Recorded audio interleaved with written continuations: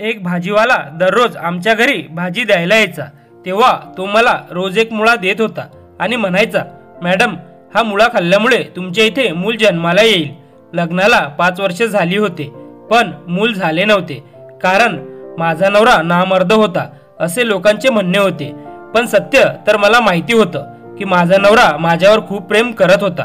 पण जेव्हापासून त्या भाजीवाल्याकडून मी मुळा घेऊन खायला सुरुवात केली होती, तेव्हापासून माझा नवरा माझ्यावर जास्तच प्रेम करायला लागला होता। पण माझ्या नवऱ्याची एकच सवय चांगली नव्हती, ती म्हणजे ते रोज रात्री माझ्या डोळ्यांवर पट्टी बांधायचे।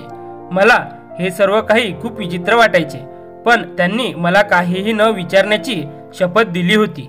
माझ्या नवऱ्यावर खूप प्रेम होते, त्यामुळे मी त्यांना कोणताच प्रश्न विचारत नव्हते। दिवसभर ते घराच्या बाहेर राहत होते आणि रात्रीचे खोलीमध्ये यायचे, तेव्हा माझ्या डोळ्यांवर पट्टी बांधायचे। मला खूप आश्चर्य वाटत होते, पण मी शांत राहायचे, कारण नवऱ्याने मला शपथ दिली होती। त्यामुळे मी माझ्या नवऱ्याच्या कोणत्याच गोष्टीला टाळू शकत नव्हते। मला माझ्या आईवडिलांचे संस्कार होते की नवऱ्याची आणि सासरच्या लोकांची इज्जत केली पाहिजे, त्यामुळे मी माझ्या सासरच्या लोकांची खूप इज्जत करत होते।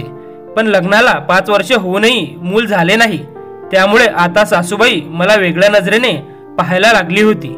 मला माझ्या सासूबाईंची खूप भीती वाटत होती। जर त्यांनी मला वांज म्हणून हिणवले तर माझी काय इज्जत राहील, त्यामुळे मी सासूबाईंना घाबरूनच राहत होते। पण जेव्हापासून भाजीवाल्याकडून भाजी घ्यायला सुरुवात केली होती, तो मला कायम विचारायचा की अजूनपर्यंत तुम्हाला मूल का नाही झाले, तेव्हा मी त्याला देवाची मर्जी म्हणून टाळत होते। आणि हे खरंच होतं की सगळं काही देवाच्याच हातात असतं, यामध्ये मी किंवा माझा नवरा काही करू शकत नव्हतो। एक दिवस त्या भाजीवाल्याने मला कोपऱ्यात नेले आणि म्हणाला की मॅडम, तुम्हाला माहिती नसेल, पण तुमच्यावर काहीतरी काळी सावली पडली असेल। बहुधा लग्न झाल्यानंतर नवरीवर काळी सावली पडते, त्यामुळे त्यांना मूलबाळ होत नाही। आमच्याजवळ अशा मुळ्यांचा बगीचा आहे, जो मुळा जास्त वयाच्या महिलेला चारला तरी ती प्रेग्नेंट होते। भाजीवाल्याचे हे बोलणे ऐकल्यानंतर मी त्याच्याकडे संशयाच्या नजरेने पाहिले की हा भाजीवाला कशा प्रकारचा इलाज सांगत आहे। मुळा खाऊन कोण प्रेग्नेंट राहते का? मला त्याच्यावर विश्वास बसत नव्हता, कारण मी शिकलेली होते, म्हणून त्याच्या बोलण्यात मी येणार नव्हते। मी त्याला म्हणाले, तू काय मला वेडा समजतोस का, जे तुझ्या बोलण्यावर मी विश्वास ठेवेल? जर माझ्या सासूला या सर्व गोष्टी समजल्या ना, तर ती मला माझ्या नवऱ्यापासून वेगळं करेल। पहिलीच ती मला इतक्या वाईट नजरेने पाहायला लागली आहे, जसं काय मूल जन्माला घालणे माझ्याच हातात आहे। नाही बाई नाही, हे सगळं मी कधीच करणार नाही। मी त्याच्या तोंडावर साफ नकार दिला, पण तो भाजीवाला मी नकार देऊनही मला म्हणाला, अरे मॅडम, तुम्ही एवढं घाबरू नका, आणि तुम्हाला माहिती आहे की तुमची सासूबाई तुमच्यासोबत अशी का वागते, कारण तिला नातू हवा आहे। जर तुम्ही एक वेळा जरी प्रेग्नेंट राहिलात तर ती तुमचे कौतुक करून दमून जाईल। आणि महत्त्वाचं म्हणजे ही गोष्ट तुमच्या सासूला किंवा दुसऱ्याला सांगण्याची काय गरज आहे? मी नाही सांगणार, तुम्ही पण नाही सांगणार, तर मग कसं काय माहिती पडेल? तुम्ही उगाच कारण नसताना विचार करत आहात। एक वेळा माझा मुळा वापरून पहा। भाजीवाल्याने माझ्या दुखती नसवर बोट ठेवून मला लालच दाखवले। मी सुद्धा त्याच्याजवळ विचार करण्यासाठी थोडा वेळ मागितला। जसा मी त्याच्याजवळ वेळ मागितला, त्याच्या चेहऱ्यावर मला बेचैनी दिसली होती। तो म्हणाला होता, मॅडम, तुम्ही कसं करून फक्त हो म्हणा। पण माझ्या होकाराच्या मागे याचा काय फायदा होता? पण या गोष्टीमध्ये पण दम होता की मी काही चुकीचे काम करायला जात नव्हते। फक्त एका मुलासाठी मला मुळा खायचा होता। मी मुलासाठी खूप प्रयत्न केले होते। मग हा उपाय तर सर्वात सोपा होता। आणि दुसऱ्या दिवशी मी त्या भाजीवाल्याला होकार दिला, ज्याला ऐकून त्याच्या चेहऱ्यावर एकदम विचित्र हास्य आले होते, ज्याला मी नोट केले होते। मी मान्य केले होते, कारण मला सुद्धा मूल हवे होते। या गोष्टीवर माझा विश्वास नसतानाही मी विश्वास ठेवून या गोष्टीला होकार दिला होता। आणि आता सगळ्यांपासून लपून मी मुळा खायला लागले होते। आता जसा घरी भाजीवाला भाजी द्यायला येत होता, तर तो आजूबाजूला मागे पुढे पाहून पटकन माझ्याकडे मुळा देत होता, ज्याला मी लपवून माझ्या खोलीमध्ये घेऊन जायचे आणि खाऊन टाकायचे। जेव्हापासून मी त्या भाजीवाल्याकडून घेऊन मुळा खाऊ लागले होते तेव्हापासून माझ्यामध्ये एक वेगळीच ताकद जाणवू लागली होती. मला माझ्या शरीरात होणारा बदल आता जाणवू लागला होता. मला जाणवू लागले होते की माझी सासूबाई माझ्यावर नजर ठेवत आहे. त्या दिवशी जेव्हा भाजीवाल्याने मला मुळा दिला, मी मुळा घेऊन खोलीकडे जायला जशी वळाले, माझ्या मागे माझी सासूबाई उभी होती. माझ्याकडे टक लावून पाहत होती. तिला असे पाहून मला तर घामच फुटला होता. माझ्या सासूबाईने तिच्या पदराने माझ्या होटांजवळ काहीतरी पुसले आणि मला म्हणाली, सुनबाई, मुळा एवढाच आवडतो तर आज जाऊन खायचा ना. इथे अशी खायची काय गरज आहे? तुझ्या आईने तुला असे शिकवले आहे का? आता माझे तोंड का पाहत बसली आहे? आतमध्ये जा आणि स्वयंपाक करून घे. माझी सासूबाई मला रागात ओरडून बोलली होती. सासूबाईचे बोलणे ऐकून मला अंदाज आला होता की बरं झालं सासूबाईला हे कळालं की मी भाजीवाल्याकडून मुळा घेऊन खाल्ला आहे. मी लगेच सासूबाईंची माफी मागितली आणि स्वयंपाक करायला किचनमध्ये निघून गेले. पण सासूबाईच्या बोलण्यामुळे थोडा वेळ का होईना माझ्या चेहऱ्यावरचा रंग उडाला होता, ज्याच्यामुळे सासूबाईला थोडा तरी संशय आला असेल. मी विचार करून ठेवला होता की इथून पुढे जर असे काही झाले तर मी माझ्या चेहऱ्यावरचे हावभाव बिलकुल बदलणार नाही, एकदम नॉर्मल ठेवणार आणि घाबरणार सुद्धा नाही.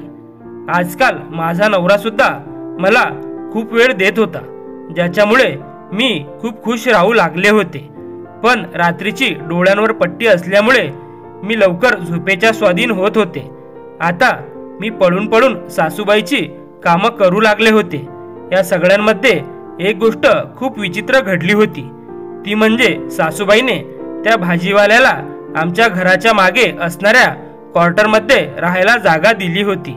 आता तो भाजीवाला रोज सकाळी पहाटे जात होता आणि ताजी भाजी घेऊन येत होता.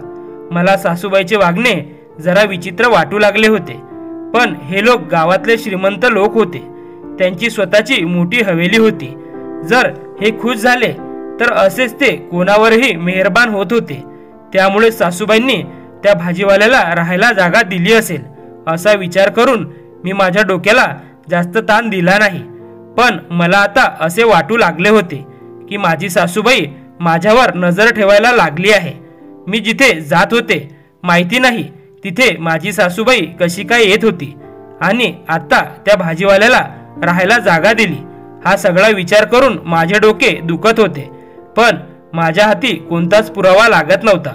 मला विचित्र अस्वस्थता आणि मनामध्ये विचित्र विचित्र विचार येऊ लागले होते. आता तर मला हे जाणवू लागले होते की तो भाजीवाला माझ्याकडे वेगळ्या नजरेने पाहतो, पण मी याला भास समजून गप्प बसायचे. आता 1 महिना झाला होता. मी मुळा खात होते. एक दिवस माझी अचानकच तब्येत बिघडली आणि जी गोष्ट मला कळाली, मला माझ्या कानांवर विश्वास बसत नव्हता. मी माझ्या देवांचे आभार मानले होते आणि एकट्याला भाजीवाल्याला बोलवून त्याला पैसे सुद्धा दिले होते आणि त्याचे आभार मानले होते. मला असे खुश पाहून तो भाजीवाला विचित्र हसला होता आणि म्हणाला, मॅडम, मला पैसे नाही, काहीतरी वेगळे पाहिजे आहे. त्यावेळेला मी एवढी खुश होते की मी त्याला पटकन होकार दिला होता. मी त्याला आनंदात म्हणाले होते, तुला जे पाहिजे ते सर्व काही तुला मिळेल. मी त्याला विचारले तर तो विचित्र पद्धतीने हसायला लागला होता आणि म्हणाला, मॅडम, हे सर्व काही माझ्यामुळे तर झाले आहे, त्यामुळे मी किंमत सुद्धा चांगलीच घेणार. पण सध्या तरी तुम्ही मला ते देऊ शकत नाही ज्याची मला इच्छा आहे. तुम्ही वाट पहा, मी स्वतः तुम्हाला सांगेन. आणि हो, एक गोष्ट लक्षात ठेवा, जो मुळा मी रोज देत आहे तो तुम्हाला आता 9 महिने खावा लागेल, नाहीतर तुमच्या बाळाला धोका होऊ शकतो. मी त्याच्या व्यतिरिक्त जास्त काही बोलत नाही. हे सर्व बोलून तो भाजीवाला गुणगुणत निघून गेला. पण माझ्या आनंदामध्ये विरजन घालून गेला होता. आता तर मी चुकून सुद्धा मुळा खाणे चुकवत नव्हते, कारण एवढ्या वर्षानंतर हा आनंद माझ्या पदरी पडला होता. आनंदाच्या भरामध्ये माझी सासूबाई सगळ्यांना मिठाई वाटत सुटली होती, गरिबांना दान देत होती. हवेलीला फुलांनी सजवले गेले होते. पूर्ण गावाला दावत दिली होती. माझी सासूबाई खूपच चांगली होती. मला हे सर्व काही पाहून रडायला येत होते. कदाचित प्रेग्नेंट राहिल्यामुळे माझ्या शरीरात बदल यायला लागले होते, ज्याच्यामुळे मी कधी कधी रडायचे, कधी हसायचे, तर कधी विनाकारण राग राग करायचे. या वेळेला माझी सासूबाई माझी खूप काळजी घेऊ लागली होती. माझ्यासाठी एका वेगळ्या मोलकरणीची सुद्धा सोय केली होती.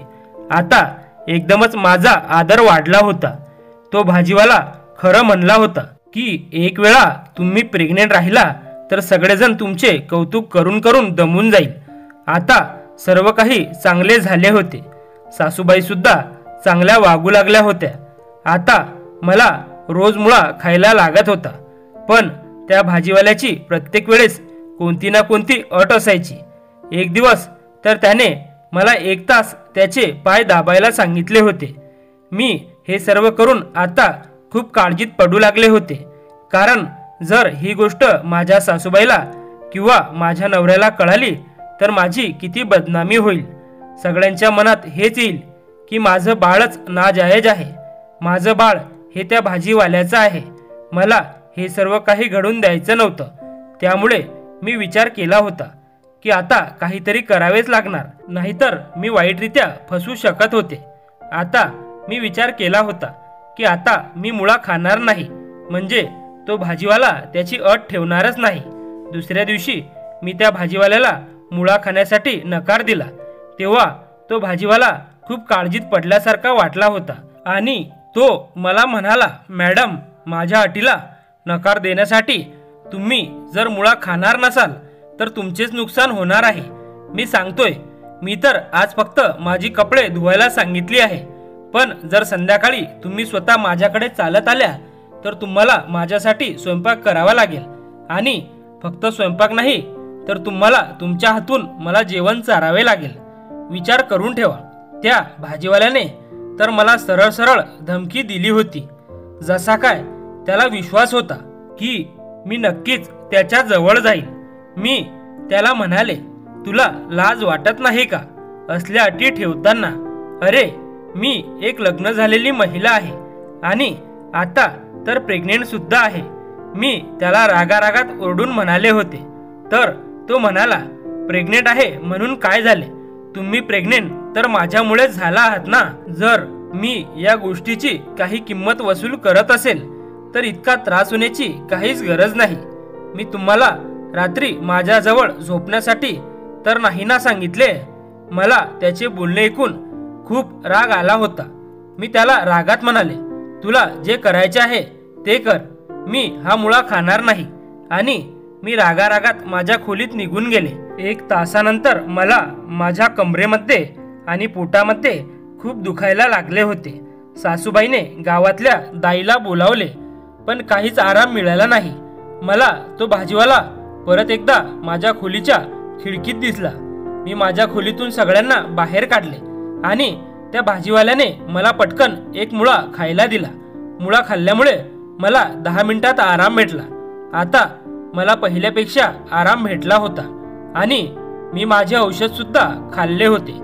आणि खरंच मला संध्याकाळी त्याचा स्वयंपाक बनवून त्याला जेवण भरवायला लागले होते. मी खूप मुश्किलीने उठले होते आणि त्याला जेवण बनवले होते आणि कपडे धुवून माझ्या कामवालीकडून इस्त्री करून त्याला द्यायला स्वतः गेले होते. आणि याच्यानंतर हा असा सिलसिला चालू झाला होता. माझा 8वा महिना सुरू झाला होता. सगळे बाळासाठी खरेदी करू लागले होते आणि मी सुद्धा खूप खुश होते. एकदा का मूल जन्माला आले मग मी त्या भाजीवाल्याचे असे हाल करेन की तो आयुष्यभर लक्षात ठेवेल. तसे पण मागचे काही दिवस मला फार भारी पडत होते, कारण माझ्या नवऱ्याच्या ऐवजी मला त्या भाजीवाल्याची सगळी कामे करायला लागत होती आणि ती सुद्धा लपून छपून. एके दिवशी एक विचित्र गोष्ट घडली होती. माझे पाय खूप सुजले होते. मी अंगणात बसून माझ्या मोलकरींकडून माझ्या पायांची मालिश करून घेत होते की बाहेरून मला ओरडण्याचा आवाज आला. मी हळूच उठले आणि बाहेर जाऊन पाहायला लागले. तो भाजीवाला माझ्या सासूबाईसोबत भांडत होता. मी आश्चर्यचकित होऊन सासूबाई आणि त्या भाजीवाल्याला पाहिले. सासूबाईने त्या भाजीवाल्याला जाण्याचा इशारा केला होता, पण तो भाजीवाला जाग्यावरून थोडा सुद्धा हलला नाही. मला त्याच्या या वागण्यावर खूप राग आला होता, कारण तो माझ्याशिवाय माझ्या घरच्या लोकांवर सुद्धा हुकूम चालवायला लागला होता. नक्की याचे कारण काय होते, त्याला काय साध्य करायचे होते? आणि नंतर तो भाजीवाला माझ्या जवळ आला आणि मला म्हणाला, हे जे तू मूल घेऊन फिरत आहे ना, ते माझे मूल आहे. त्याचे हे बोलणे ऐकून तर माझ्या पायाखालून जमीन सरकली होती. भीतीमुळे माझे हातपाय थरथर करू लागले होते. तो हे काय म्हणत होता की माझ्या होणाऱ्या बाळाचा बाप तो आहे, असे कसे होऊ शकते? तो हे एक नवीन नाटक तयार करत होता की एक नवीन धमकी देऊन मला बदनाम करण्याचा प्रयत्न करत होता. सासूबाई रागात त्याच्या जवळ आली आणि त्याच्या सनसनीत कानाखाली मारली आणि त्याला माझ्यापासून थोडे लांब नेऊन थांबवले आणि तिच्या खोलीतून काहीतरी लपून आणले आणि त्याला दिले. कदाचित ते पैसेच असतील. म्हणजे तो भाजीवाला खरंच बोलत होता का की माझ्या बाळाचा बाप तो आहे, जे माझ्या सासूबाईंनी त्याचे तोंड बंद ठेवण्यासाठी त्याला पैसे दिले होते? जर ही गोष्ट खरी असेल तर सासूबाईंनी मुद्दामून हे सर्व स्वतः केले होते. पण का? ती का असे करत होती? आपल्याच मुलाच्या बायकोसोबत असे करून तिला नाजायज मुलाला का जन्माला घालायचे होते? आणि या व्यतिरिक्त एक मोठी गोष्ट होती की माझ्या नवऱ्याला आपल्या आईचे हे सत्य माहिती होते का? तो सुद्धा यामध्ये सामील होता का? पण एक पुरुष आपल्या बायकोसोबत असे करू शकत नव्हता की आपल्या बायकोला परपुरुष हात लावेल. या सर्व गोष्टींचा विचार करून करून माझे डोके फुटायला लागले होते. माझी तब्येत खूप बिघडू लागली होती. दुसऱ्या दिवशी मला खूप जास्त ताप आला होता. तापामध्ये मी तडपडत होते. सगळे लोक माझ्यासाठी इकडून तिकडे पळत होते. माझा नवरा माझ्यासाठी एवढा काळजीत पाहून मला अंदाज आला होता की त्यांना त्यांच्या आईचे सत्य माहिती नाही. आता मला ही गोष्ट सुद्धा कन्फर्म करायची होती की हे बाळ खरंच त्या भाजीवाल्याचे आहे की माझ्या नवऱ्याचे. कारण मला तर असे काहीच आठवत नाही की ज्या गोष्टीवर मी म्हणू शकेल की माझे बाळ माझ्या नवऱ्याचे नाही. आणि मी माझ्या नवऱ्याला सुद्धा असली गोष्ट विचारू शकत नव्हते. मी विचार केला होता की काहीतरी असा प्लॅन तयार करायला पाहिजे की ज्याच्यामुळे सत्य काय आहे ते माहिती पडेल आणि माझ्या नवऱ्याच्या मनाला ठेस सुद्धा लागणार नाही. मी विचार केला होता की मूल जन्माला आल्यानंतर त्याची लपून टेस्ट करेल. पण जसा आपण विचार करतो तसे कधीच होत नाही. माझ्यासोबत याच्यापेक्षा सुद्धा वाईट होणार होते. एक असे सत्य समोर येणार होते ज्याच्याबद्दल मी स्वप्नात सुद्धा विचार केला नव्हता. 2-3 दिवसात मी आता पूर्ण बरी झाले होते. पण आज माझी सासूबाई घरात कुठेच दिसत नव्हती आणि नोकर चाकर सुद्धा दिसत नव्हते. आणि नवरा तर रात्रीचाच येत होता. रात्रीची जेव्हा मी माझ्या खोलीत गेले तेव्हा अचानक माझ्या खोलीत कोणीतरी आले. याच्या अगोदर मी त्याला पाहणार होते. त्याने पटकन माझ्या तोंडावर रुमाल ठेवला आणि मला बेशुद्ध केले. याच्यानंतर मला माहिती नाही की मी किती वेळ बेशुद्ध होते. जेव्हा मी डोळे उघडले तेव्हा मी खूप सुंदर खोलीमध्ये बेडवर होते. मी घाबरून उठले आणि दरवाजा खोलण्याचा प्रयत्न करू लागले, पण माझे प्रयत्न वाया गेले. मी बेडवर बसून रडू लागले होते. मला माहिती होते की हे सर्व काही त्या भाजीवाल्याचेच काम होते आणि कदाचित सासूबाई सुद्धा या सगळ्यांमध्ये सामील होती. मला नव्हते माहिती की त्या दोघांना मिळून माझ्यासोबत काय करायचे होते. पहिले तो मुळा खायला देऊन माहिती नाही काय केले की मी प्रेग्नेंट राहिले. यानंतर मला ब्लॅकमेल करत होता आणि यानंतर सासूबाई त्या भाजीवाल्याचे सगळं काही ऐकत होती. त्याला खूप सारे पैसे देत होती आणि या व्यतिरिक्त सासूबाई माझी काळजी सुद्धा घेत होती. या सर्व गोष्टी माझ्या विचाराच्या पलीकडे जात होत्या. पण आता तर अशा प्रकारे मी किडनॅप होणे हे सगळं विचित्र होतं. जर कोणाला आता मी गायब झाल्याचे कळाले तर सगळे मला पळकुटी आणि चारित्र्यहीन बोलतील. हा सर्व विचार करून करून मी आता खूप जास्त रडायला लागले होते. त्याच वेळेस अचानक दरवाजा उघडला गेला. माझ्या मते तर तो भाजीवालाच होता. त्याला पाहून मी लगेच त्याच्यासमोर हात जोडले आणि म्हणाले, कृपा करून मला इथून जाऊ दे. मी तुझे काय बिघडवले आहे? या दुनियेसमोर माझी इज्जत तुला का घालवायची आहे? मी कोणालाच काहीच सांगणार नाही. मी त्याला खूप विनंती करत होते, पण तो शांत राहून फक्त मला ऐकत होता आणि टक लावून पाहत होता. मी त्याला म्हणाले, तू जेवढे म्हणशील मी तुला पैसे द्यायला तयार आहे, पण माझ्यासोबत तू असे काहीच करू नको की माझ्यावर इज्जतीचा डाग लागेल. जर मी परत गेले नाही तर माझ्यावर चारित्र्यहीन असल्याचा डाग लागेल. मी तुझ्यासमोर हात जोडते, तुझ्या पाया पडते, मला सोडून दे.